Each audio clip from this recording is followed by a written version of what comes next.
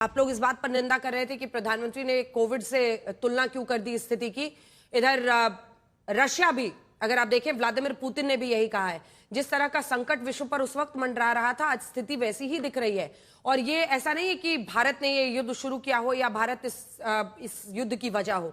आज स्थिति से कोप करना पूरे भारत की एक साथ एक टीम की तरह प्राथमिकता होनी चाहिए। सापरा साहब, और जो दोनों देशों का इस वक्त स्टैंड है, उस पर भी मैं चाह रही थी कि आपकी पार्टी और आपकी क्या राय है।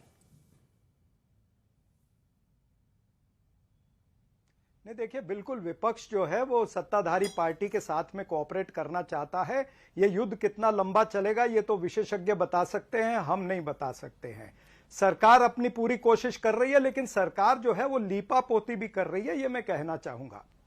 जो अभी बात हो रही थी कि इन्होंने एक्साइज ड्यूटी जो कम कर दी है, जो आज सारे मीडिया के हेडलाइन में चल रहा है, लेकिन इस एक्साइज ड्यूटी के कम होने से इसका जो फायदा है वो मात्र निर्मला सीतारमण को, प्रधानमंत्री को या बीजेपी के प्रवक्ताओं को महसूस हो रहा है, जनता को महसूस नहीं हो रहा है।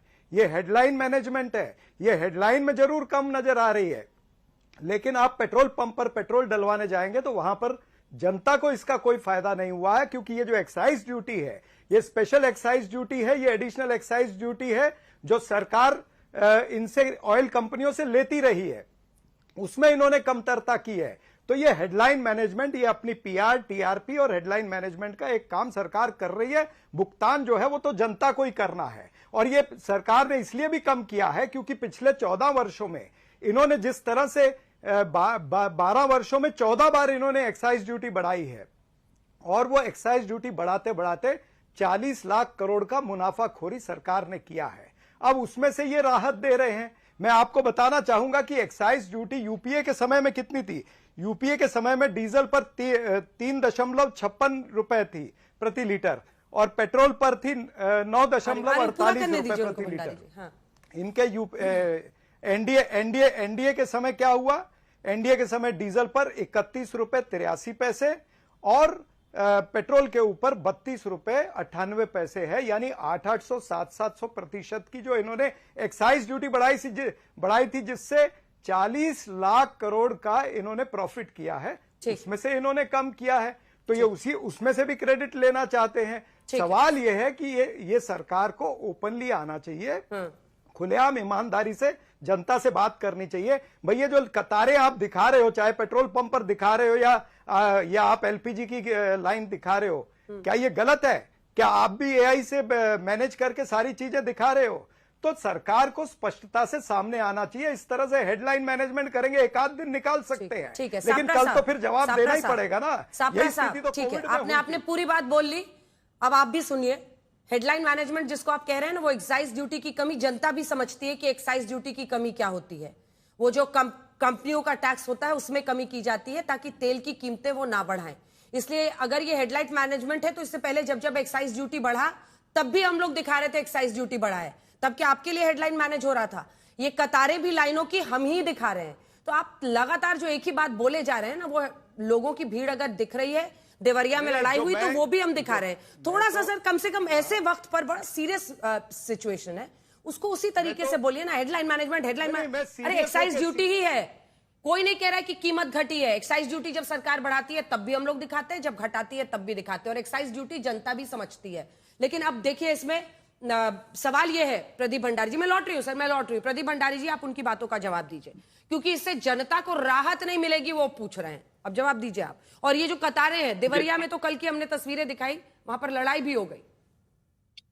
अंजना जी, मैं कहना चाहता हूं कि अगर कांग्रेस पार्टी की नीति और नीयत साफ होती तो कांग्रेस ने इस ग्लोबल क्राइसिस में वैट क्यों बढ़ाया? कांग्रेस पार्टी इकलौती ऐसी सरकार है जिसने हिमाचल प्रदेश के अंदर 5 रुपए पेट्रोल और डीजल पे बढ़ाया है। भारत के अंदर भारत की सरकार ने जब से ये क्राइसिस शुरू हुआ है तब से लेकर अभी तक पेट्रोल और डीजल के दाम रिलेटिवली स्टेबल है।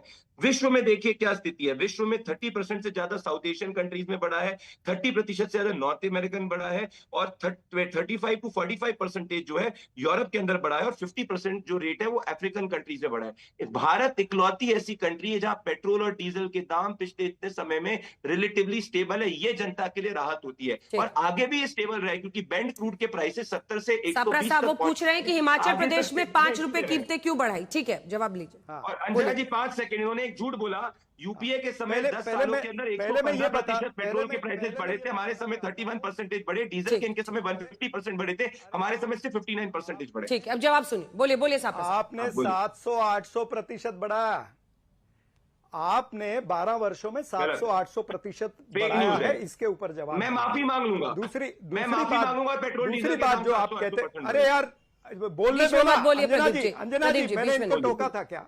बोलिए बोलिए बोलिए।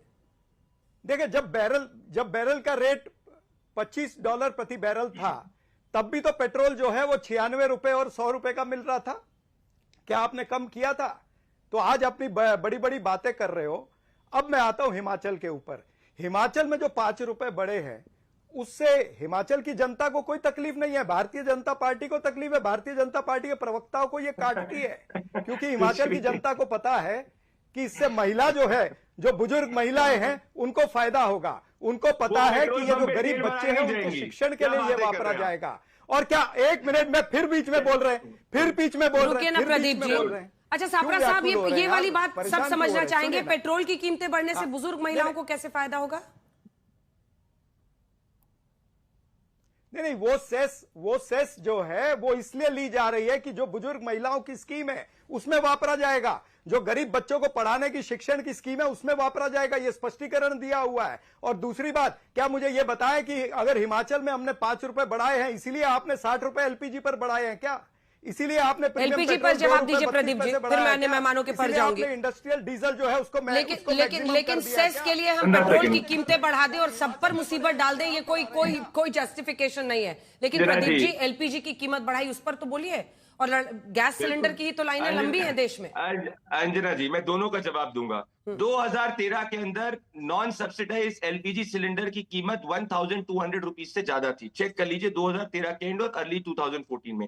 आज नॉन सब्सिडाइज एलपीजी सिलेंडर की कीमत 1000 रुपए से कम है। तो अगर आप कंपेयर करेंगी तो आज की तारीख में जो कांग्रेस ने छोड़ा था उससे एलपीजी सिलेंडर के रेट कम है और उज्ज्वला सिलेंडर का रेट तो इनफैक्ट कम ही है। Point number 1। Point number 2, Anjana ji, मैं फैक्ट, मुझे करेक्ट कर दीजिए अगर मैं फैक्चुअली गलत हूं। दूसरी बात, अगर इनका आर्ग्यूमेंट ये है कि इन्होंने 5 रुपए पेट्रोल और डीजल के बढ़ाए, इससे जनता को फायदा हो रहा है, तब तो फिर इनको क्राई करना नहीं चाहिए। 10 साल में हमने तो 80 करोड़ से ज्यादा लोगों को राशन दिया, हमने तो घर घर तक गैस पहुंचाई, और उस स्थिति के अंदर इनके 3 लाख करोड़ से जो एक कर्जा छोड़ के गए थे ऑयल बॉन्ड्स का, वो तक हमने कुछ चुकाया। तो कांग्रेस क्रिटिसाइज किस बात का कर रही है? 55% कांग्रेस के समय पे, कांग्रेस को ही अपना स्टार्टिंग पॉइंट बताते रहेंगे। कीमतें हमने तब से कम बढ़ाई हैं। अभी कीमत बढ़ना मतलब कीमत बढ़ना होता है प्रदीप जी, मतलब सब अपने अपने लॉजिक लेकर आते हैं। ये कह रहे हैं कि बुजुर्ग महिलाओं को फायदा होगा इसलिए सबके पेट्रोल की कीमतें बढ़ा दी, हर परिवार पर जो उसका बोझ हो जाएगा उसको नहीं जा। और आप कह रहे हैं कि कांग्रेस के समय से हमने कम, मतलब नहीं अंजना जी, दुनिया में कौन सी कंट्री है जिसके 10 सेकंड में, दुनिया में कौन सी कंट्री है जहां पे पेट्रोल और डीजल के दाम नहीं बढ़े भारत के अलावा? बिल्कुल, इतने बड़े ग्लोबल एनर्जी क्राइसिस में कौन सी कंट्री, बता दो। बिल्कुल, अमेरिका से लेकर चाइना हर जगग कीमतें बढ़ी हैं। सापरा साहब जल्दी बोलिए, जल्दी बोलिए।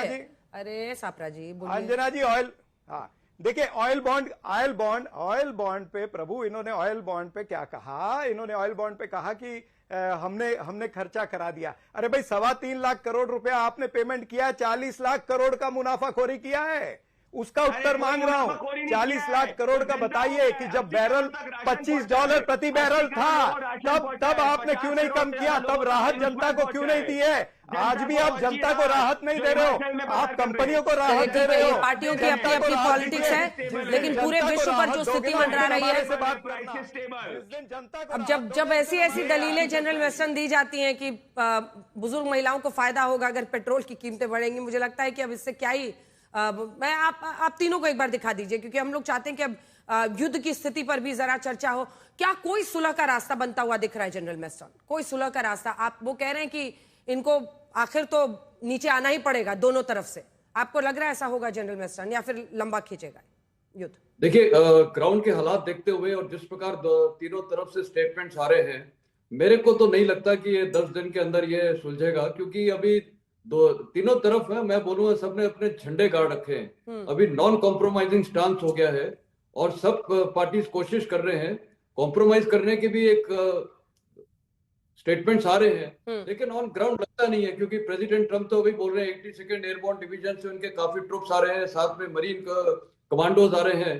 तो वो भी एक देखिए वो सब प्रेशर दिखा रहे हैं। ईरान भी अपना प्रेशर दिखा रहा है, वो बोलता है हम स्ट्रेट ऑफ हॉर्मुज को बंद करके रखेंगे, मतलब डिस्टर्ब करके रखेंगे, सिर्फ अमेरिका को और इजराइल को, उनको तो हम बिल्कुल नहीं जाने देंगे, और उनके साथ जो भी अलाइड हैं।